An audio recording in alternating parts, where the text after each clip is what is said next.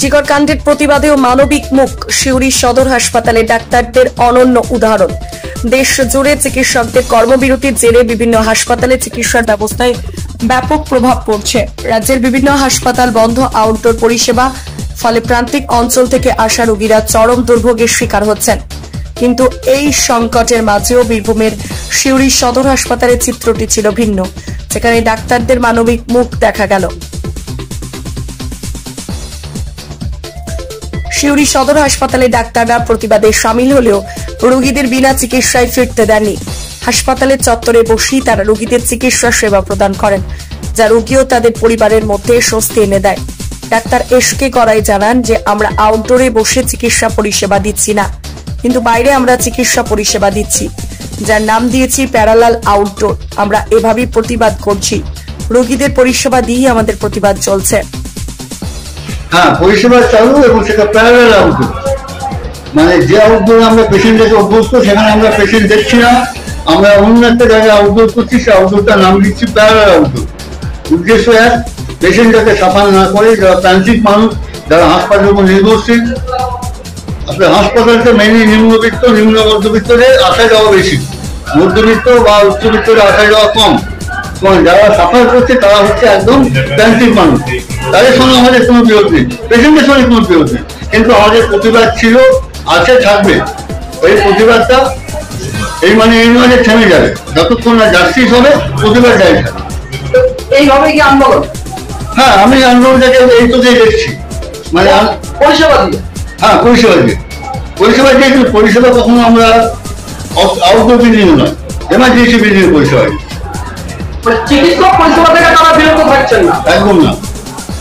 প্রত্যেকটা রোগী পরিষেবা পাচ্ছেন, কিন্তু সেটা বাইরে হোক না একদম, যেখানে পরিষেবা কোনটা বন্ধ হয়ে গেছে। আপনি ভাববেন সবসময় আপনার বাইরের লোক হাসপাতালে এসছে, সে জানে না যে ডাক্তারদের চাই, তাকে তো সার্ভিস দিতে হবে, সেই লোকগুলোর জন্য ভাবতে হবে আমাদের। ডাক্তার জিষ্ণু ভট্টাচার্য বলেন, আমরা প্রতিবাদ চালিয়ে যাব, কিন্তু দূর দূরান্ত থেকে আসা রোগীদের চিকিৎসা না করে ফেরানো আমাদের পক্ষে সম্ভব নয়। তাই হাসপাতালের বাইরেই আমরা তাদের চিকিৎসা সেবা দিচ্ছি।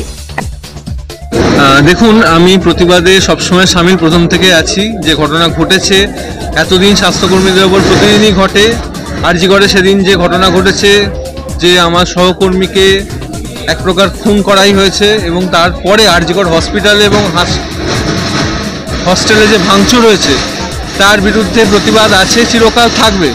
কিন্তু আমি জেনারেল ওপিডিতে কোথাও বসিনি, আমি বাইরে বসেছি, কারণ এই মানুষগুলো অনেক দূর থেকে এসছে শুধু তাদের সার্ভিস দেওয়ার জন্য। এবং আমাদের কর্মসূচি এটা ছিল যে জেনারেল এমার্জেন্সি চালু থাকবে, জরুরি পরিষেবা সব চালু আছে।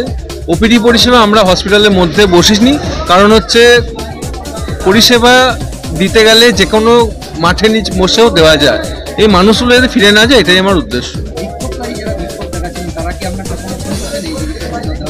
সেটা একদম তাদের ব্যক্তিগত মতামত, আমি আমার ব্যক্তিগত সিদ্ধান্তটা জানালাম।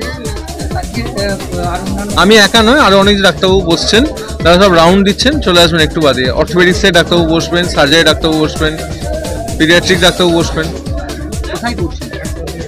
অর্থোপেডিক্স এবং সার্জারি এই হসপিটালের ভেতরে এখানটাতে বসছেন, বাইরের কথা মানে জেনারেল ওপিডিতে নয়। আমি হসপিটালের বাইরে, মানে মেন যে আমাদের 10 তলা বিল্ডিং, সেই 10 তলা বিল্ডিং এর সামনেটায় বসছি।